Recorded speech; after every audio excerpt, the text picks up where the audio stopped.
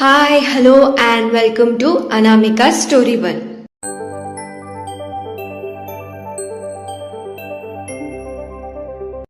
ఇవాళ మనం వినబోయే కథ మీరా, చాప్టర్ 89. ఆలస్యం చేయకుండా కథలోకి వెళ్ళిపోదాం. ఇంట్లో వాళ్ళకి మీరా తన చిన్నప్పటి విషయాలు చెప్తూ ఉంది. వాళ్ళ తాతయ్య గారు చెప్పిన విషయాలు, పంచాయతీలో వాళ్ళ నాన్నగారు చెప్పిన విషయాలు చెప్తూ, లేదు తాతగారు చిన్నప్పుడు చెప్పారు ఎవరినీ కొట్టకూడదు అని, కానీ వీళ్ళు తప్పు చేశారు, నాకు ఏం చేయాలో అర్థం కాక కొట్టాను అంతే.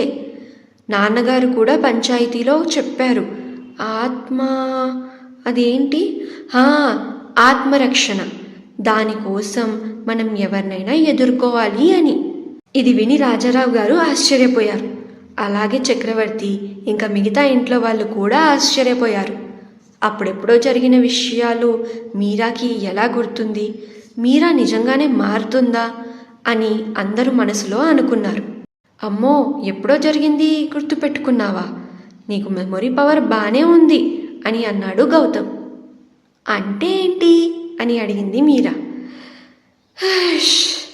ఇప్పుడు నేను నీకు ఒక్కొక్క మాటకి అర్థం చెప్పలేనులే, కానీ నువ్వెళ్ళు, మంజుని గదిలోకి తీసుకెళ్ళు, నువ్వు కూడా వెళ్ళి కొద్దిసేపు పడుకో అని అన్నాడు గౌతమ్.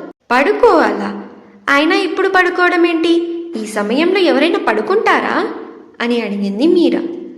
అత్తయ్య, ఇప్పుడు కూడా మీరు మీ కూతురికి అసలు మాటలు రాని అమాయకురాలు అని అనుకుంటారా ఏంటి అని అడిగాడు గౌతమ్. ఓయ్, మా అమ్మతో నా గురించి ఏమంటున్నావు అని అంది మీరా కనుబొమ్మలు ఎగరేస్తూ.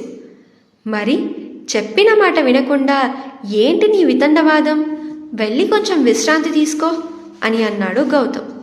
మీరా కోపంతో మూతి తిప్పేసి, నేను వెళ్తున్నా, నీతో అసలు ఏం మాట్లాడను పో అంటూ తను మంజు వైపు చూసి, పద మంజు, మనం ఇక్కడి నుంచి వెళ్దాం అని మంజుని తనతో పాటు గదిలోకి తీసుకెళ్తూ ఉండగా, అమ్మ మీరా, వంటగదిలో వెన్నపూసుంది, తీసుకెళ్ళి మంజు చెంప మీద రాయ్ అని అంది సీత.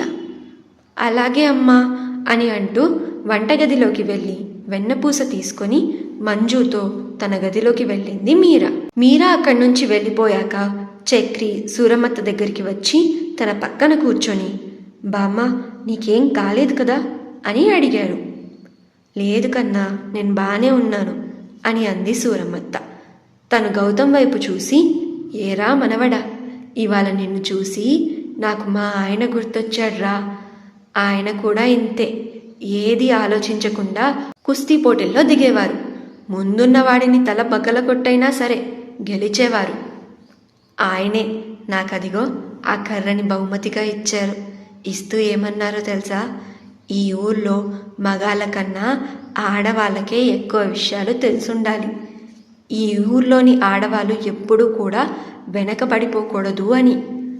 తమని తాము కాపాడుకునే విషయంలో అయితే అస్సలు వెనక అడుగు వేయకూడదు అని అన్నారు. ఆడవాళ్ళు తమని తాము కాపాడుకోవడానికి ఎవరిని బతిమలాడుకోకూడదు అని భావించేవారా మా ఆయన. అందుకే నాకు ఇది ఇచ్చారు. ఇది ఇస్తూ ఏమన్నారో తెలుసా, బుజ్జి, దీన్ని ఎప్పుడు నీ దగ్గరే పెట్టుకో, ఎవరైనా నీ జోలికి వస్తే దీంతో వాళ్ళ తల బద్దలగొట్టు, తర్వాత సంగతి తర్వాత చూసుకుందామని నాతో అన్నారా అని అంది సూరమ్మత్త వాళ్ళ ఆయన చెప్పిన మాటలు గుర్తు చేసుకుంటూ.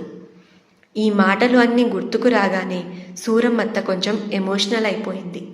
ఇదంతా చెప్తూ కూడా తన కళ్ళల్లో కన్నీళ్లు తిరుగుతూ ఉన్నాయి. అవి చూసిన గౌతమ్ ఏమీ మాట్లాడలేకపోయాడు. గౌతమ్ ఆ కర్రవి విరిగిపోయిన 2 ముక్కలు తీసుకువచ్చి ఆవిడ చేతిలో పెట్టి తన పక్కనే కూర్చొని, బాధపడకు బామ్మ, రేపు ఇలాంటి కర్రనే ఇంకోటి తీసుకొచ్చి ఇస్తాను నీకోసం అని అన్నాడు. సూరమ్మత్త ఆ 2 ముక్కలు తీసుకొని మళ్ళీ వాటిని ఒక్క కర్రలాగా మార్చేసింది. అది చూసి ఆశ్చర్యపోయాడు గౌతమ్. గౌతమ్ అలా ఆశ్చర్యపోవడం చూసి, నా గురించి ఇంత ఆలోచించిన ఆయన ఈ కర్ర గురించి ఆలోచించరా, దీన్ని ఇలానే తయారు చేయించారు, ఎవరైనా దీనిని సగానికి విరగ్గొడితే ఇది మళ్ళీ అతుక్కుంటుంది, ఇక్కడ చూడు అని గౌతమ్కి తన కర్రలో ఉన్న సీక్రెట్ చూపించింది సూరమ్మత్త. అది ఒక కర్రలా కాకుండా ఒక మెషిన్ లాగా ఉంది. ఎలా అయితే మనం డబ్బా మూత తీస్తామో అలాగే ఆ కర్ర లోపల నుంచి గొల్లగా ఉంది. ఎప్పుడైనా తీసేయచ్చు, మళ్ళీ పెట్టొచ్చు కూడా అన్నట్టు. అత్త, నిజంగా నీకేం కాలేదు కదా? బాగానే ఉన్నావు కదా?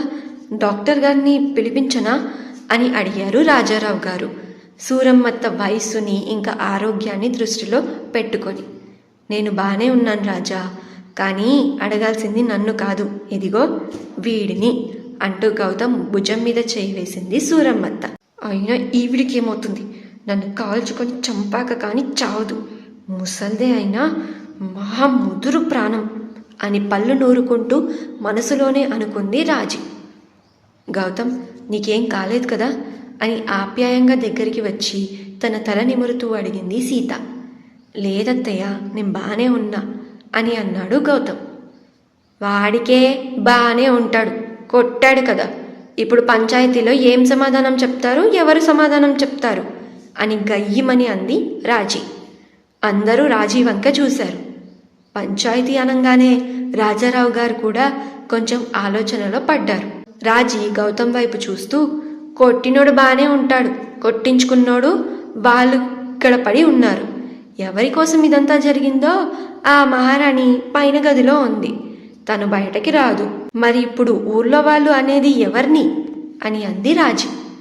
తన మాటల్లో మీరా మీద ఉన్న కోపం, అక్కస్సు, అసూయ గౌతమ్కి బాగా అర్థమైపోయాయి. మరి ఇప్పుడు రాజీ మాటలకి ఇంట్లో వాళ్ళు ఏం సమాధానం చెప్తారు? పంచాయతీకి వెళ్తే అక్కడ ఏం జరుగుతుంది తెలుసుకుందాం నెక్స్ట్ అప్డేట్స్లో. వింటూనే ఉండండి మీరా, మీ అనామిక స్టోరీ వరల్డ్ ఛానల్లో మీ హోస్ట్ అనామికతో. ఈ స్టోరీ కనుక మీకు నచ్చితే ఈ వీడియోకి ఒక లైక్, అలాగే ఈ వీడియోని అండ్ స్టోరీని మీ ఫ్రెండ్స్ అండ్ ఫ్యామిలీ గ్రూప్లో షేర్ చేయండి. ఈ స్టోరీలో మీకు ఏం నచ్చిందో అది కమెంట్ సెక్షన్లో మరిన్ని అప్డేట్స్ కోసం ఛానల్ని సబ్స్క్రైబ్ చేసుకొని బెల్ ఐకాన్ కూడా క్లిక్ చేయండి. ఈ స్టోరీని మీరు పూర్తిగా చదవాలి అనుకుంటే డిస్క్రిప్షన్లో లింక్ ఉంది, బయోలో కూడా లింక్ ఉంది, ప్రెస్ చేసి ఈ స్టోరీని పూర్తిగా చదివేయండి. Thank you so much for listening. Bye bye.